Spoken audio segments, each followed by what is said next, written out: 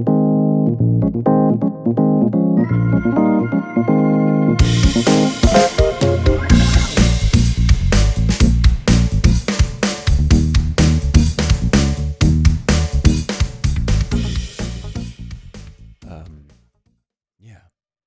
Hi. Hi, everybody. Who really knows? Okay, as you can see, I'm trying out some new gear, so bear with me as it continues to be a learning process throughout all of this. Hello. I'm going to keep saying that. That's right. That's right. Hello, everyone. Welcome to my YouTube channel. My name is Mitch. I use this channel as a video diary to sort of recount, and discuss my journey with my own mental health and its deterioration. Yeah. Yeah. And like everything, it ebbs and flows, right? There are days where it's atrocious, and then there are days when it's okay. And how to mitigate both is the goal in life, because I don't want to stop feeling something for the sake of feeling something else, right? If it means that I'm experiencing my humanity a little bit less. If you'll notice me, I have this recording over here, and I'm just checking the audio. I was doing tests about this all week. This is also why I've been doing tests for this to see if it works. So whatever product you see, you'll see whatever finagling I can get. I have a shotgun mic attached to shotgun. Say what? I have a shotgun mic attached to the camera, so I'm still getting some audio. But hopefully this is nice because this would be really cool. um, Staying vigilant to do something that you know is good for you, or doing something that you promised for yourself to continue to do, or at least attempt to do. I don't know, like making a YouTube channel. Um, it gets to a point where it's discipline. I saw a quote that was like, discipline sucks. No, discipline is the difference between the pain of doing something now versus the pain of regretting not doing it. I guess that's a bastardization of the quote, but I'm not going to look it up. But yeah, vigilance is hard, especially when my mental health is escaping me at times or feeling like it's a little bit less than. And so, yeah, the two things I want to talk about, and I'm going to say them out loud for the buzz. Okay, so basically, it's the roadblocks of posting more about healing while feeling stagnant in my healing and staying curious in the face of depression. Let's dive in. So, roadblocks about posting more. It was imposter syndrome, and that still exists. And God, there's so much content in the world of and YouTube about the imposter syndrome. So, Google it if you don't know what it is. Who am I talking to? Am I talking to you? Who is this you that I'm talking? Maybe I'm only talking to me. Admittedly, my metrics would prove that. um, Spiritually, I believe that. But I don't know. I guess it's nice to have in this stuff. I think I've found that the more I can treat it like a conversation, the more I talk, the more I talk about it. Because I don't journal. I know maybe journaling is helpful. I'm sure it is. This I would constitute as a journal, which is actually better because I go back and watch this versus rereading. I never read my journals at all. It's way too embarrassing. It's nice to talk to somebody. It is. Even if it's just no one or a camera. But to treat it like someone, I guess, is. But am I doing this to just knock stop steps? Am I doing this to just knock stop steps? Why am I really doing this? I've said attention before, I've said for healing and stuff, but today at least, it's loneliness. Yeah, feeling lonely in the world around me at this moment. Um, and thinking that, instead of reaching out to somebody, my life, I talk to a stranger. But because it's easier, right?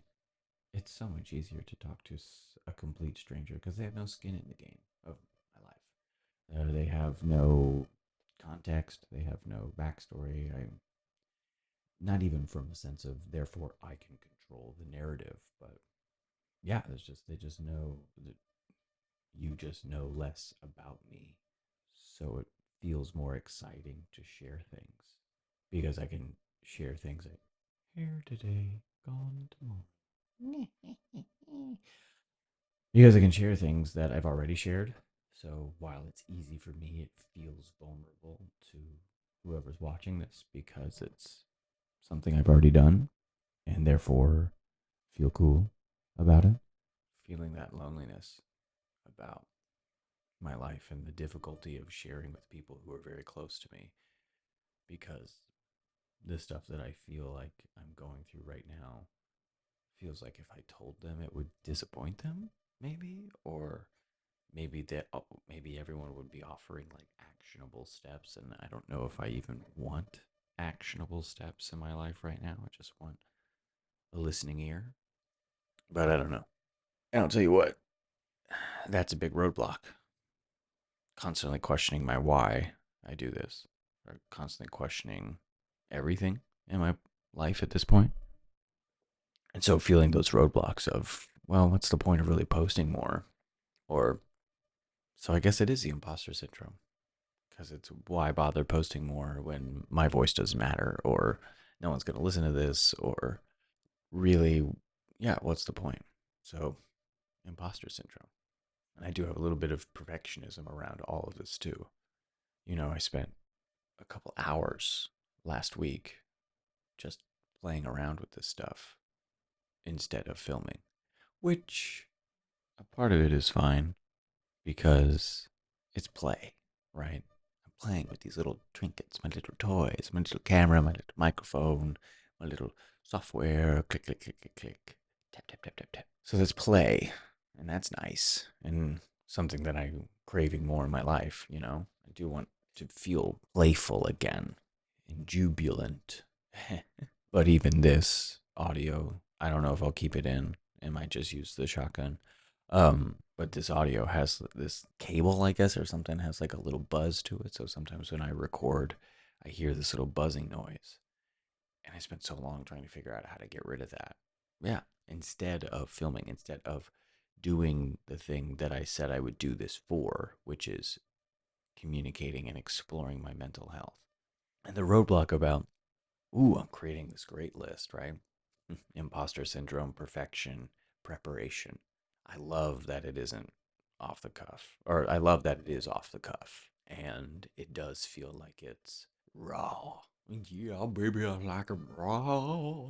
Me to oysters, me to sushi, um, me to no, no, no, no. I much prefer protected sex. Well, ah, that's a conversation for later. My sexuality. Lord have mercy. Preparation is challenging for me because I procrastinate all the time. I've made a career of it, meaning that meaning that everything I do, regardless of what job I have, I procrastinate in it. I'm even procrastinating on my other jobs now by making this video. But where does balance and procrastination lie when you have multiple jobs or multiple avenues of expressing yourself? So I wouldn't say I'm procrastinating. I am block scheduling. But preparation is tough for me because I want this to be something that feels authentic.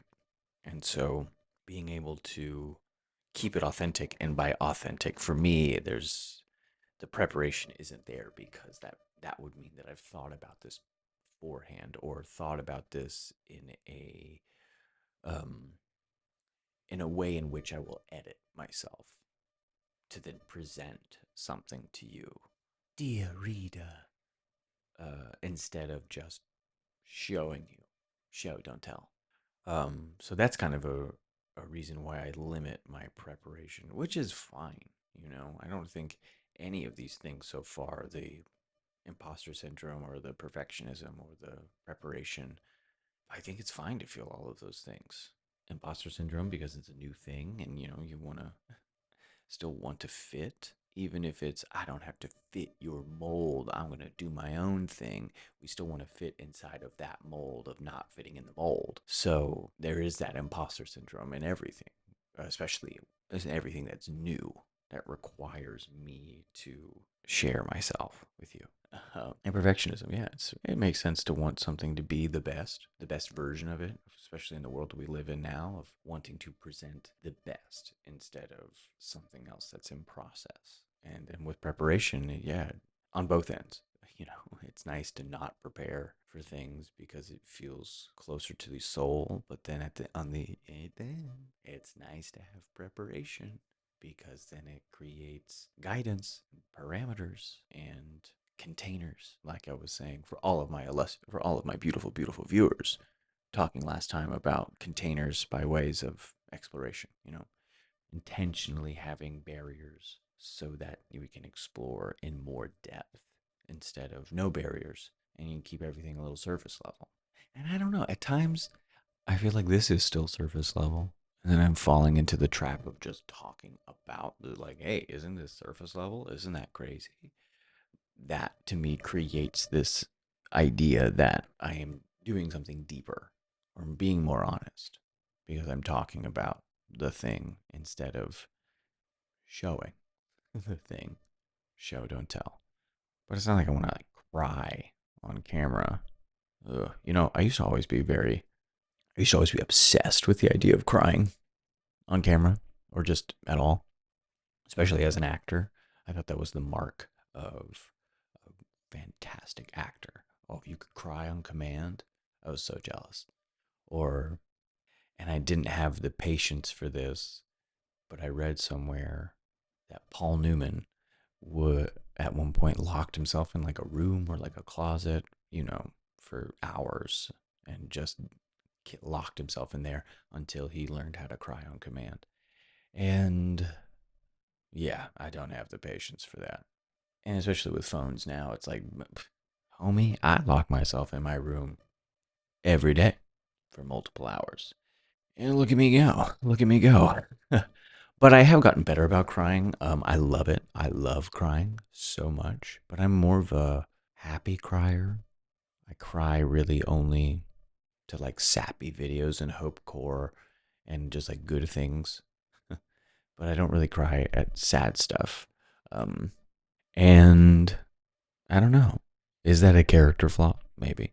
Because at times it feels like I'm just not processing that sad thing. So I don't let it affect me because it's too hard to feel or too hard to be affected by. So I just avoid it. But I don't know. I've relaxed that kind of feeling that I have to sad cry at something in order to justify that I'm feeling it or processing it. That's a wild thing I've discovered too, getting older, that everyone processes emotions differently and at different tempos and different timelines, especially if you're in a relationship with someone and you both process emotions in a different way.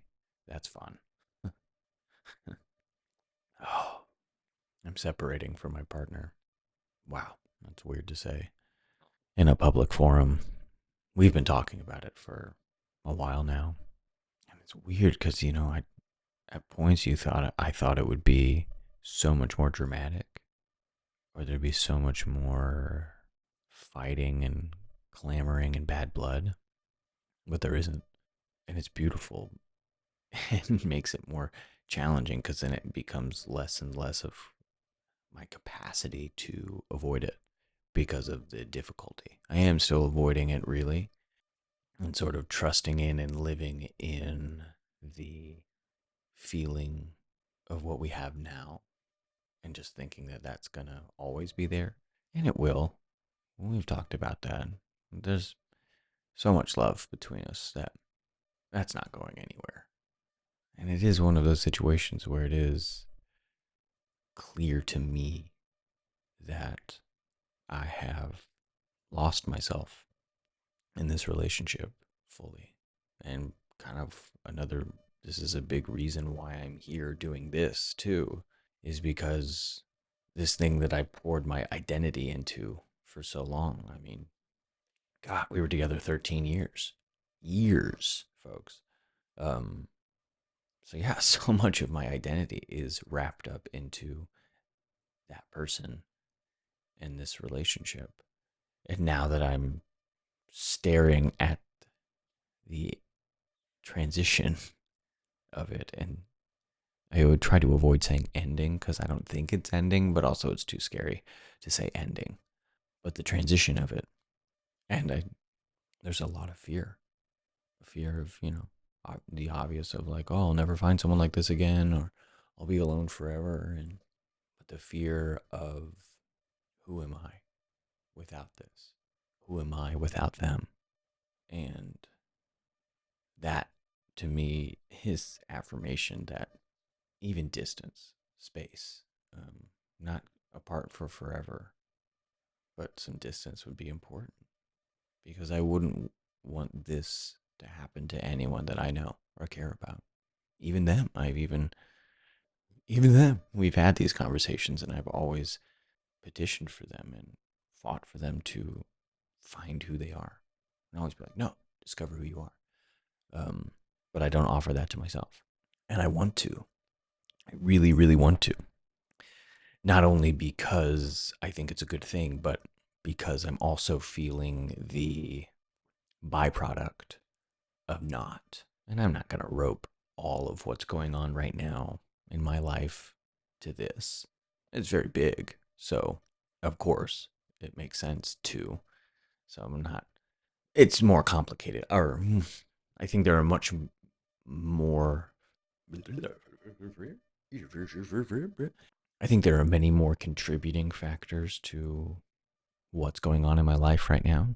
And that is a big part of it. And so, wanting to really find myself because we all deserve that. We deserve to know ourselves. And I haven't. And the hard part, the thing that I really still struggle stomaching is I have had every opportunity to do that inside of this relationship, and I didn't. And that feels like a failing on my end. Not that this relationship was a failure, because it still exists. It is just different. It's going to be different. It just segues into the next thing I was wanting to talk about is staying curious in the face of depression. Yeah, staying curious. The conflict that I think curiosity and depression have in me is my curiosity wants to propel outward, right? I want to explore more stuff, do more things, try something out. And then my depression wants me to not do that, to isolate, come back, stay. And so the power of the curiosity is that I'm able to sort of even be curious about my depression in that sense of like, oh, is this thing that I'm afraid of doing right now actually scary, or is that my depression convincing me that it's scary? Phone. And I'm sure you felt that way too of like, oh, what is my intuition telling me in this moment? And also, how do I get curious about trusting my intuition again after a long time, if ever? And I don't know if I've ever trusted my intuition.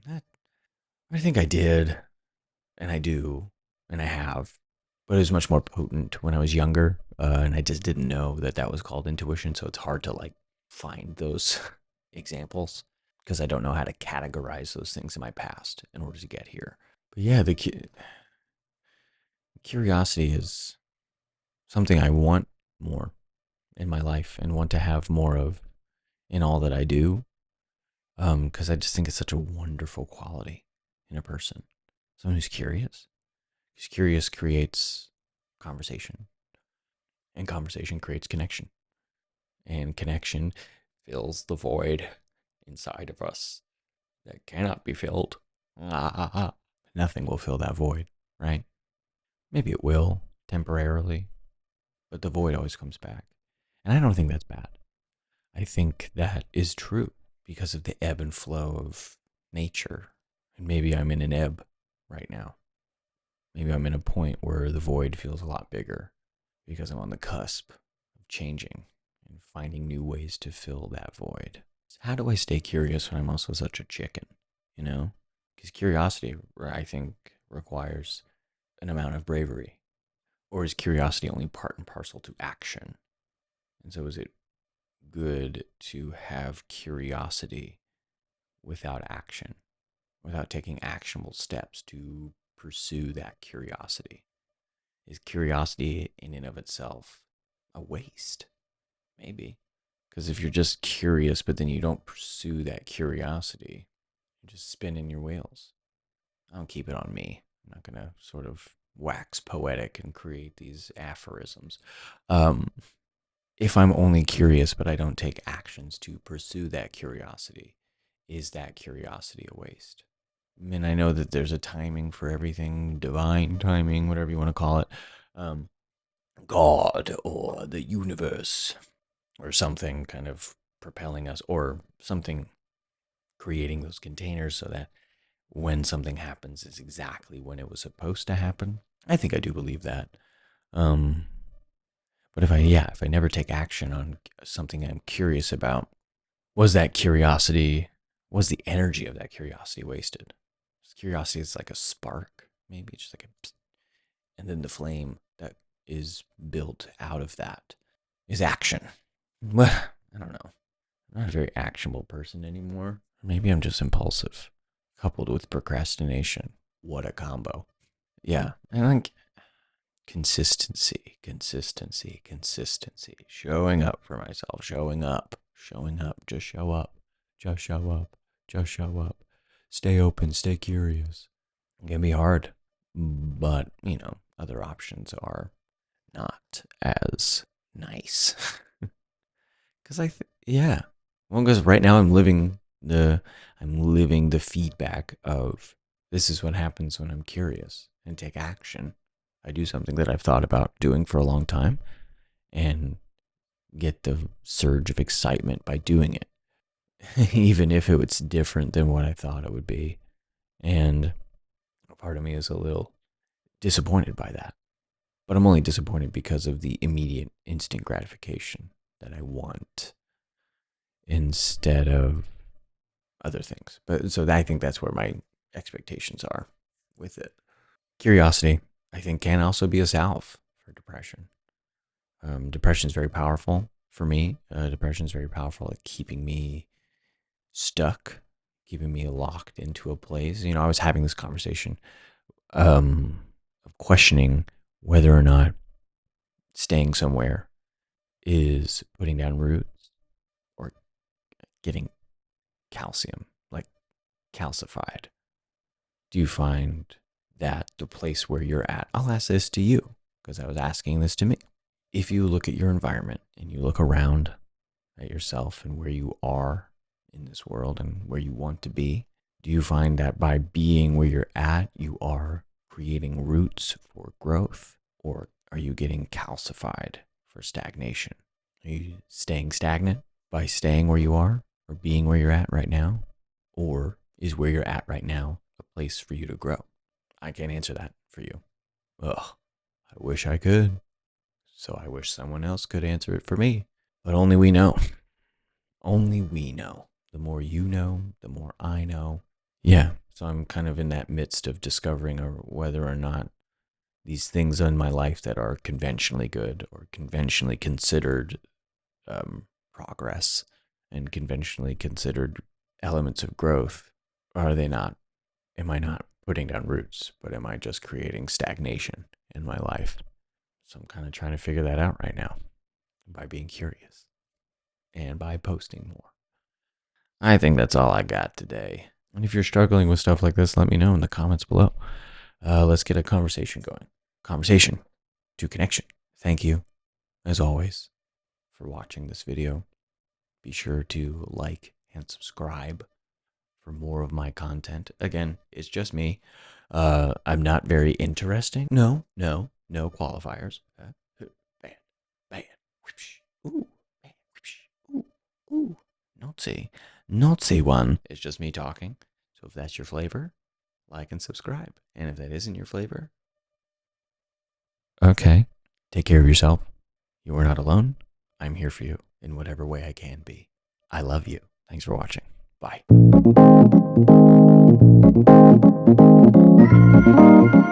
also trying to figure out how to fucking do B-roll. B-roll this, B-roll that, B rolling in my grave.